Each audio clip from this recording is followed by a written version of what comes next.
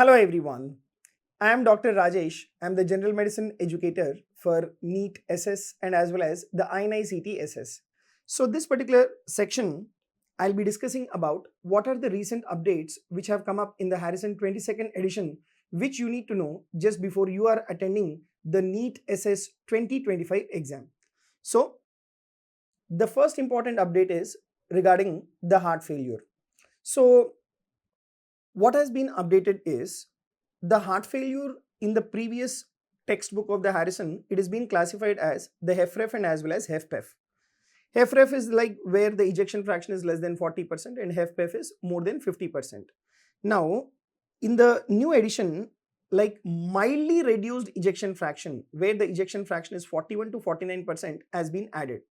And not only that, the heart failure is classified not only based on ejection fraction, it is also classified based on staging and as well as the phenotype. So which you need to learn in the recent edition of the Harrison, which is expected question.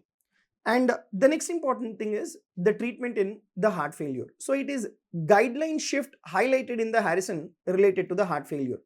So what has been added? The SGLT2 inhibitors. These are the foundation therapy and they are given in patients with heart failure irrespective of diabetes. And they are used both in case of the HFpEF and as well as the HFrEF, right? And what are the core 4 pillars of the HFrEF? That is your ACE inhibitors or ARNI or your ARB. Next, beta blockers, then mineralocorticoid receptor antagonist, and then SGLT2 inhibitors, right? And what is the trap that you need to know is drug that improves the mortality in HFpEF. So please remember your ARNI, ACE inhibitor, ARBs, beta blockers, mineralocorticoid receptor antagonist, they are not the one which will improve the mortality in case of HFpEF. That is your SGLT2 inhibitors, that is dapagliflozin and as well as empagliflozin. They have been found to be the one which will improve the mortality in patients with the HFpEF. And the new guidelines have come up in case of the hypertension.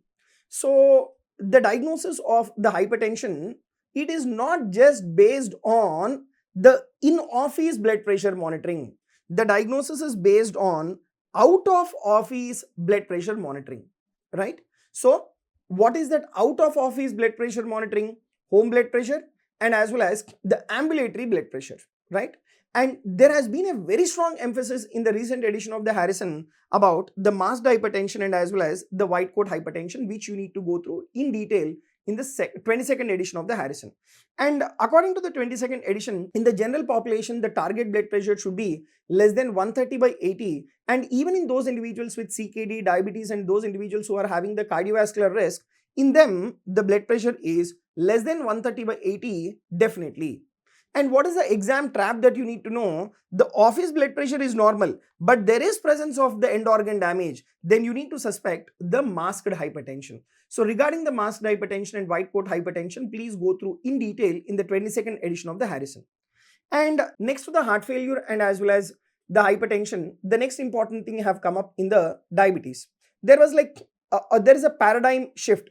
So what is the major Harrison update is that diabetic management presently it is done based on the cardiorenal risk, not glucose-centric, right? And what exactly is the cardiorenal risk driven is what you need to know in the 22nd edition of the Harrison, okay? And if you see the drug selection priorities also, in atherosclerotic cardiovascular disease, the preferable molecule is GLP-1 receptor agonist. Then heart failure or CKD, the preferable molecule is the SGLT2 inhibitors. And for weight loss, the priority has to be given for GLP-1 receptor agonist, that is semaglutide. So this is regarding the diabetes. And one more update have come regarding the DKA, that is euglycemic diabetic ketoacidosis, that is increasingly seen with the SGLT2 inhibitors.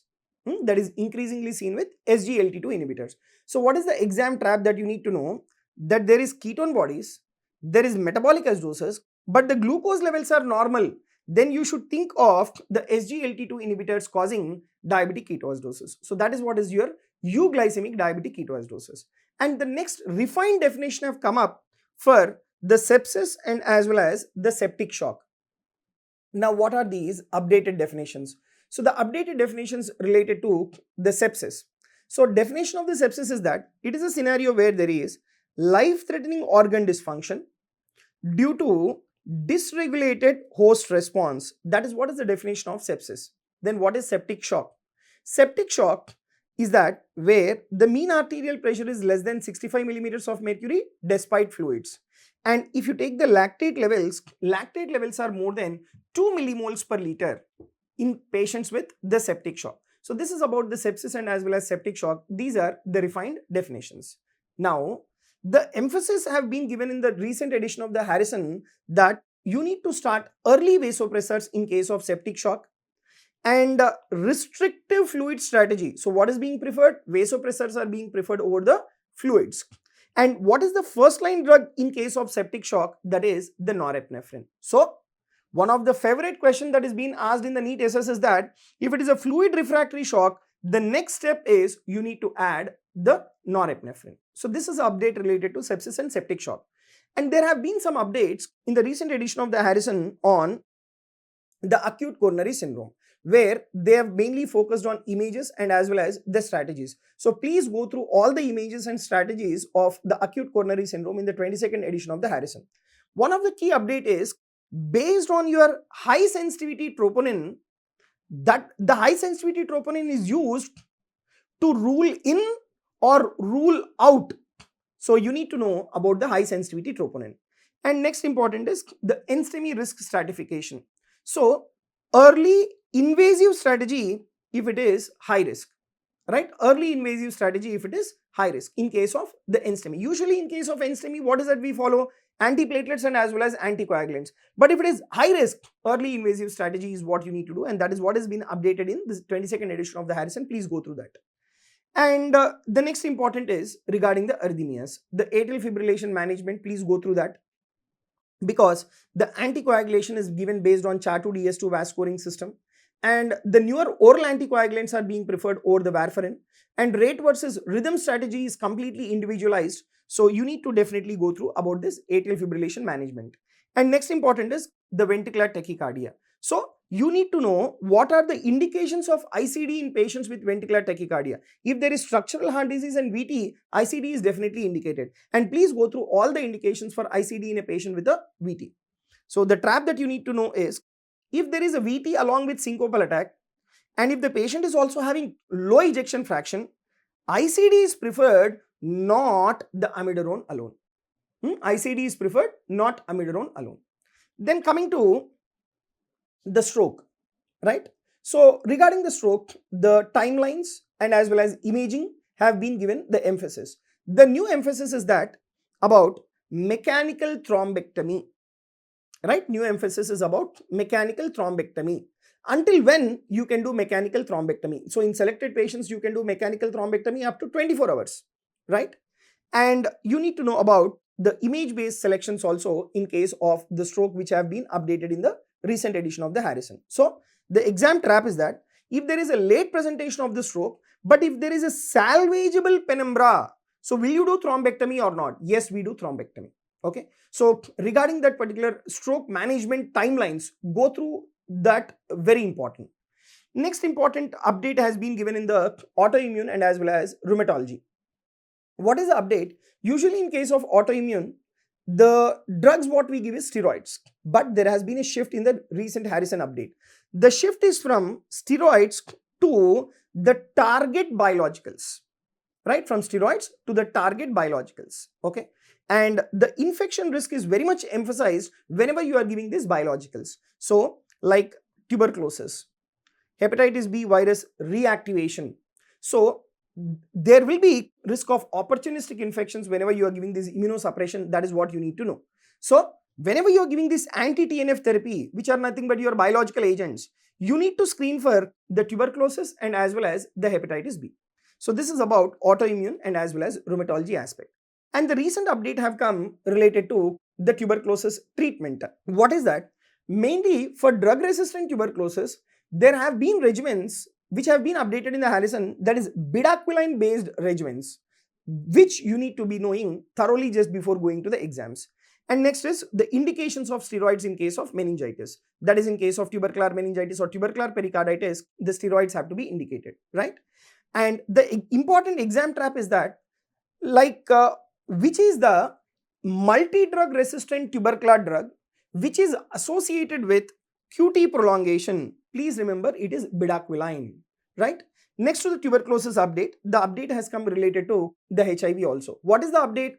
The update is that previously we were starting the treatment of antiretroviral therapy when the CD4 count is less than 350.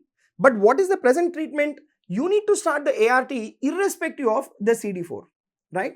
And in that antiretroviral therapy, the backbone drug is the integrase inhibitors. So this is the update related to antiretroviral therapy. So the first line antiretroviral therapy, it is the integrase inhibitor based regimens should be started. And the next important update have come up in the endocrinology. So the key update is related to the addisons. In addisons, like we do what is called the cosyntropin test or ACTH stimulation test or the short synacthen test. So like whenever you do a short synacthen test, the peak cortisol level, if it is more than 18 to 20 micrograms per deciliter, then your adrenocortical insufficiency, primary adrenocortical insufficiency is ruled out, right? Primary adrenocortical insufficiency is ruled out. Whereas you take secondary adrenocortical insufficiency. Secondary adrenal insufficiency may show normal early response, right? Secondary adrenal insufficiency may show normal early response. So what is the trap? Normal synacthen, but symptoms are there, right? Normal synacthen, but symptoms are there. Then you should think of the secondary adrenocortical insufficiency. So this is about the update related to the endocrinology. And there have been some new chapters which have been added, right? That is the POCT and as well as POCUS and AI integration. Okay. What is this POCUS? That is point of focus ultrasonography and as well as the artificial intelligence. So point of care ultrasonography, it is very much useful for evaluation of shock, evaluation of cardiac tamponade and as well as pleural effusion, right? And AI, it is used as an assistive but not replacement. So bedside test to differentiate the shock, it is the point of care ultrasonography. So these are the new chapters which have been added in the Harrison recent edition. Please go through these chapters. And the other new chapters which have been added is the ethics and as well as the physical well-being, right? So the new chapters which have been focused in the ethics and physician well-being is burnout, physician burnout, moral injury, patient safety culture. So all these have been added in the ethics and as well as physician well-being, right? So the final take-home message is that NEET SS 2025, now it tests the decision making but not the definitions, right? So Harrison questions are what next? Okay, not what it is, right? So please go through these particular topics in the recent edition of the Harrison, which will be definitely helpful for you just before you attend the NEET 2025, NEET SS 2025 exam. Thank you very much.